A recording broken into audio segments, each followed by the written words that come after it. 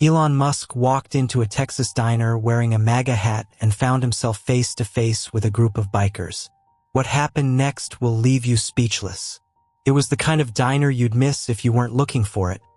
Tucked along a dusty stretch of road just outside Amarillo, Texas. Its neon sign flickered half-heartedly against the late afternoon sky. Inside, the smell of frying bacon mingled with the faint sweetness of maple syrup, while the low murmur of conversations filled the room. It wasn't fancy, but it was a sanctuary for weary travelers and locals alike. Elon Musk pulled his electric truck into the lot, stepping out in his usual understated way. Jeans, a Tesla t-shirt, and a MAGA hat perched casually on his head. The hat wasn't a statement for him, not really. It was a gift passed along at a conference and had been sitting in his truck ever since. Today, it happened to shield his face from the blazing Texas sun. He slid into a corner booth, his back to the wall, and ordered a coffee and waffles from a waitress who looked like she'd seen 1,000 faces just like his. Elon wasn't looking for attention. If anything, he was enjoying the anonymity of a quiet afternoon in a town far removed from Silicon Valley's endless noise. The bell over the door jingled, and a group of bikers walked in, 6 of them, clad in leather jackets with patches that spoke of countless miles traveled. Their boots struck the tile floor with authority, their laughter loud and unfiltered. They radiated the kind of confidence that came from living life on their own terms. Most people glanced their way, then quickly returned to their plates. Elon didn't. He caught the eye of one of the bikers, a broad-shouldered man with a grizzled beard and a jacket that bore the nickname Bull. Bull's laughter stopped mid-sentence as his gaze zeroed in on the man in the corner booth. His eyes lingered on the MAGA hat. The easy grin on his face twisted into something harder, more calculating. "Looks like someone wandered a bit too far from Hollywood," Bull said, his voice cutting through the diner like a blade. His buddies chuckled, but their eyes were watchful. The waitress froze mid-step, her face tight with unease. Elon looked up from his coffee, his expression calm but curious. "Hollywood?" he asked, tilting his head slightly. "Not quite." Bull's boots thudded against the floor as he approached the booth. The diner seemed to shrink with each step he took. "You sure about that?" Bull said, his voice low but charged. "Because that hat you're wearing, it's a statement." Elon set his cup down slowly, his eyes never leaving Bull's. "Sometimes a hat is just a hat," he said evenly. The room went silent. All eyes were on them now, the tension thick enough to cut with a knife. Bull leaned closer, his broad frame casting a shadow over the booth. The diner felt heavy with an unspoken challenge, every fork clink and quiet cough amplifying the stillness. "A hat like that doesn't walk into places like this without a reason," Bull said, his voice gravely yet deliberate. The other bikers, still hovering near the counter, exchanged smirks, their leather creaking as they shifted. One muttered something under his breath, prompting a low rumble of laughter from the group. Elon didn't flinch. Instead, he leaned back in his seat, his fingers resting lightly on the edge of his coffee cup. His calm demeanor only seemed to stoke Bull's irritation. "It's interesting," Elon said, his tone measured. "A piece of fabric can carry so much weight. You're reading a lot into it. Why is that?" Bull blinked, momentarily thrown by the unexpected response. "Because it stands for something," he shot back. "People wear it to show which side they're on. So, which side are you on, Mr. Big Shot?"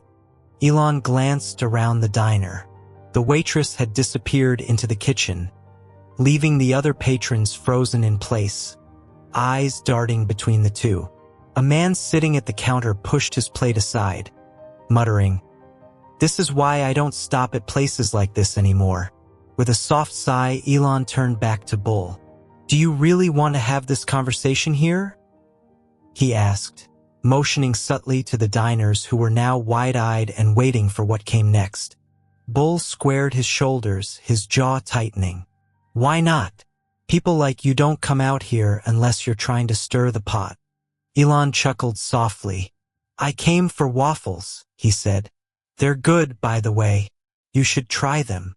The unexpected remark caught Bull off guard, pulling a snicker from one of the bikers by the counter. Bull's glare shot in the direction of the laughter, silencing it instantly. He turned back to Elon. You think this is funny?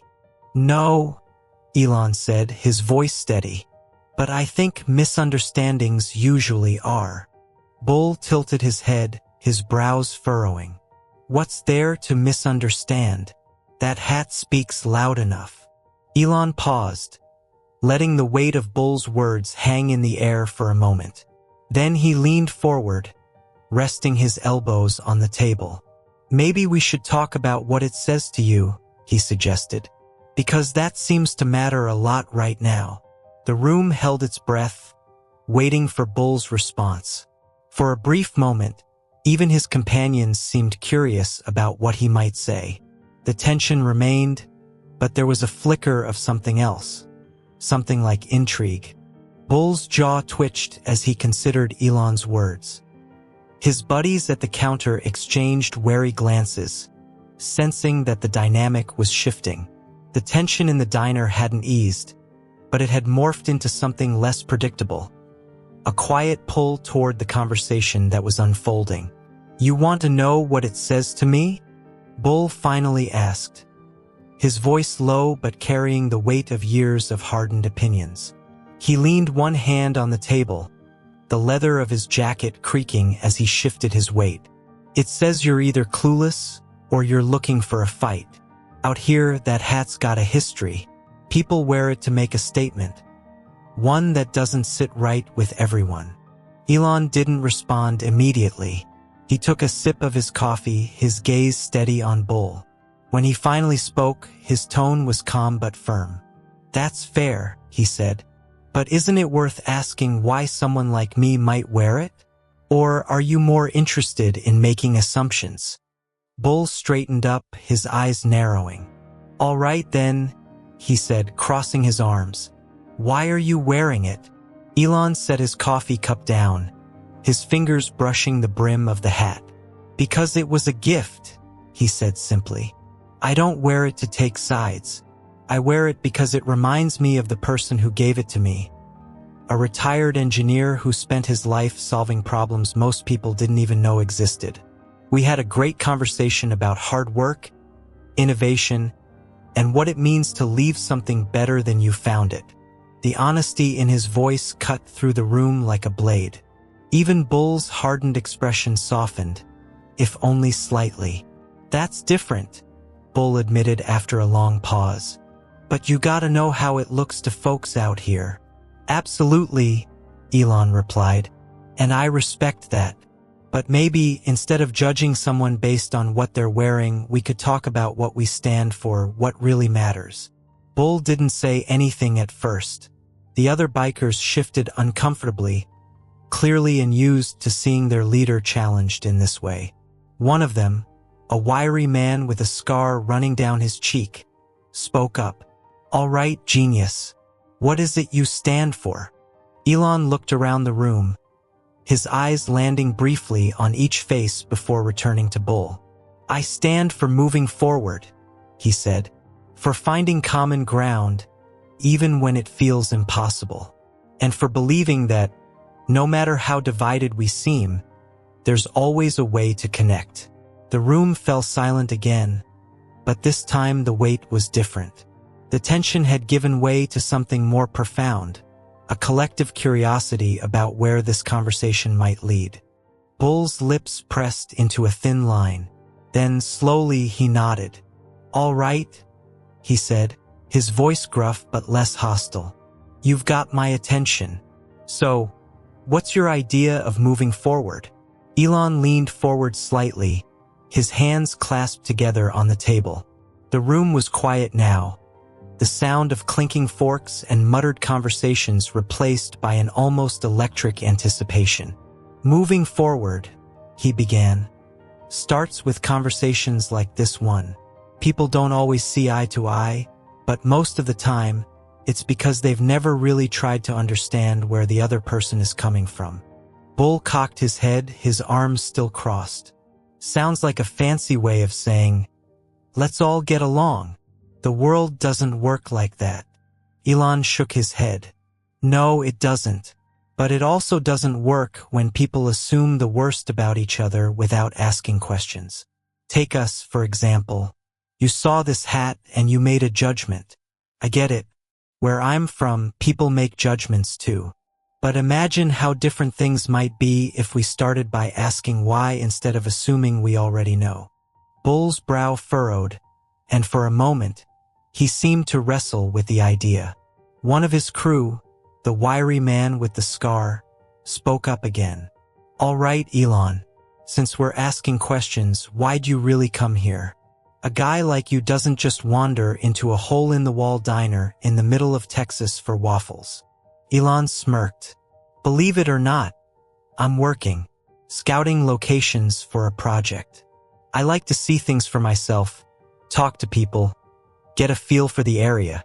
You'd be surprised how much you can learn just by listening. The man with the scar let out a short laugh. Listening, huh? You're talking to the wrong crowd for that. We're more about action. Action's good, Elon replied, his tone easy. But it's better when it's informed. That's why I build things, to solve problems, to create something that makes life better for as many people as possible. And that includes folks like you. Folks like us? Bull asked, his voice sharp again. People who know what it means to work hard, Elon said, to build something with their own two hands. You think Tesla or SpaceX came out of nowhere. They're built on the same principles you live by: grit, determination, and refusing to give up when things get tough. The room seemed to hold its breath. The bikers, who moments ago had seemed ready for a fight, now looked more curious than confrontational. Even Bull's posture had relaxed slightly. So, what's your angle? Bull asked. You trying to win us over with some fancy words and big ideas? No angle, Elon said simply. Just a conversation. But if you're interested, I've got something to show you. Something that might change the way you think about what's possible. Bull raised an eyebrow. Oh yeah? What's that? Elon stood, tossing a few bills on the table to cover his meal. How about a tour? I've got a Tesla facility not far from here. Come see what we're building and what it could mean for you. The bikers exchanged skeptical glances, but there was a flicker of intrigue in their expressions. Bull stared at Elon for a long moment before finally shrugging. Why the hell not? He said. But if this is some kind of sales pitch, we're out.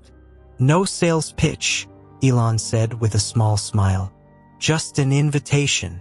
The group of bikers followed Elon out into the parking lot, their boots crunching against the gravel. A few of them exchanged quiet comments, still unsure what to make of the situation. Bull walked at the front, his hands shoved deep into his jacket pockets, his sharp eyes studying Elon as if trying to figure out his angle. Parked near the edge of the lot was Elon's Cybertruck, its angular design looking almost alien against the backdrop of rusting pickup trucks and weathered sedans. One of the bikers, a younger guy with a red bandana tied around his head, let out a low whistle. That yours? He asked, nodding toward the truck. Sure is, Elon replied, pulling a key card from his pocket. With a single swipe, the door handles popped out, and the headlights blinked to life. Hop in. It's not far. The bikers hesitated, clearly unused to taking rides in something so unconventional. All of us? One asked, eyeing the truck's spacious cab. Elon chuckled. It'll be tight, but you'll fit. Bull crossed his arms, his eyes narrowing. We're not piling into that thing until you tell us what we're getting into. Elon leaned against the truck, arms casually folded. What you're getting into, he said, is a chance to see something different, to understand that innovation isn't about tearing people apart. It's about finding new ways to bring them together. You might not trust me yet, but I think you'll trust what I'm about to show you. Bull studied him for a long moment. Finally, he nodded toward his crew. All right, let's see what this guy's got. The group climbed into the truck, the leather of their jackets squeaking against the futuristic seats. As Elon drove, he started talking, not in the slick, rehearsed way of a salesman, but in a straightforward, almost conversational tone. You know, a lot of people think Tesla is just for rich folks, he said. Fancy cars, big price tags. But the truth is, what we're working on isn't just about cars. It's about changing the way we think about energy, about transportation, about what's possible for everyone. The bikers listened in silence, the hum of the Cybertruck's engine barely audible as they sped down the road. The landscape outside shifted from dusty plains to the sleek, modern silhouette of a Tesla facility on the horizon. When they arrived, Elon parked near the entrance and hopped out. "This," he said, motioning toward the massive building, "is where the magic happens." The bikers stepped out of the Cybertruck, their boots landing on the pristine concrete of the Tesla facility's parking lot. The building loomed ahead, a futuristic structure of glass and steel that seemed to glint with possibilities under the late afternoon sun. They exchanged uneasy glances, clearly out of their element, but Bull took the lead, his expression stoic. Elon swiped a key card at the entrance, and the glass doors slid open with a soft whoosh. Inside, the atmosphere was entirely different from the dusty diner they'd left behind. The air was cool and clean, and the faint hum of machinery buzzed in the background as employees moved with purpose. Large screens displayed real-time updates on production metrics, while sleek robots worked alongside people on the assembly lines. "Welcome to the future," Elon said, gesturing around the space. "This is where we're building electric vehicles, energy storage systems, and the kind of technology that could change how we live, if we let it."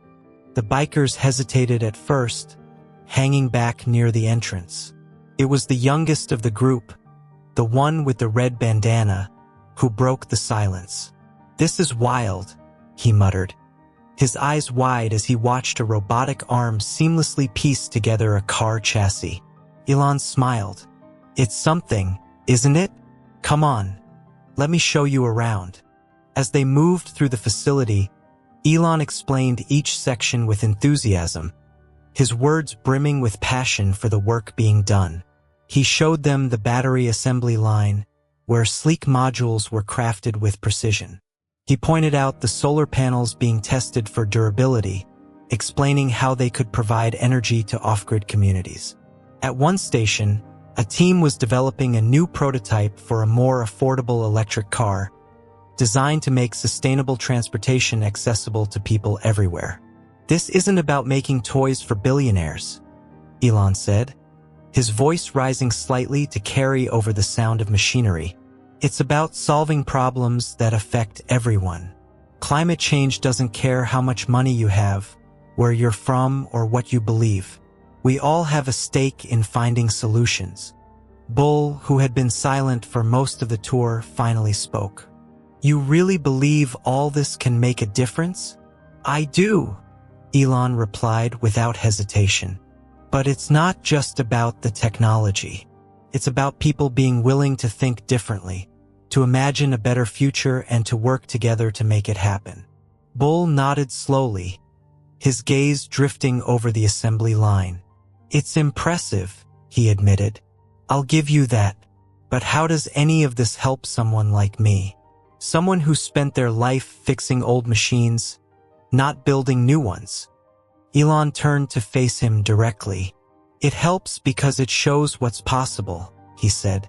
"It's easy to get stuck in the way things have always been, but when you see something like this, when you see that change is possible, it opens your mind to what you could do too."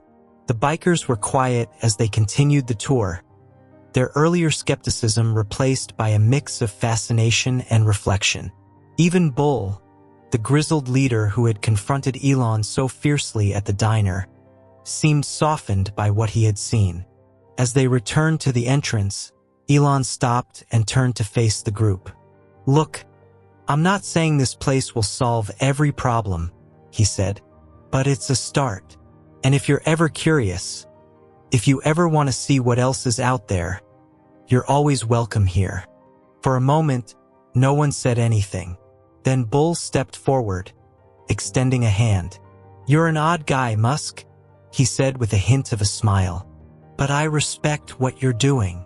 Elon shook his hand firmly. "Thanks, Bull. I respect what you're doing, too. And for what it's worth, those waffles really were great." The bikers laughed, the tension that had followed them since the diner finally breaking. They climbed back into the Cybertruck, the ride back filled with conversation about what they'd seen and what it all meant. As the Cybertruck rolled back into the diner's parking lot, the bikers climbed out, quieter now than when they had arrived. The dusty lot seemed smaller somehow, the world outside the Tesla facility less expansive. They stood in a loose circle near their bikes, each lost in thought. Even Bull, who had dominated the conversation earlier, seemed reflective. Elon stepped out last, leaning casually against the truck. "I've been to a lot of places," he said, breaking the silence. "Met a lot of people, but today was different. You reminded me why it's important to have these conversations, not just about technology, but about where we're going as a society." Bull glanced up, his expression unreadable. "You talk a good game, Musk," he said, "but I'll admit you showed us something today. Made me think. And that doesn't happen often." Elon chuckled. "Thinking's the first step. Action comes next." One of the younger bikers, the one with the red bandana, looked at Elon and asked, "Do you really think all this tech stuff can fix the world? Like, for real?" Elon's face grew serious. "I think technology is a tool. It's not about the machines or the gadgets. It's about how we use them. We can build walls or we can build bridges. The choice is always ours." The group fell into a contemplative silence. Bull broke it by extending his hand to Elon once more. "You're all right, Musk," he said gruffly. "We don't agree on everything, but I respect you for putting your money where your mouth is." Elon shook his hand firmly. "And I respect you for listening. That's the hardest part."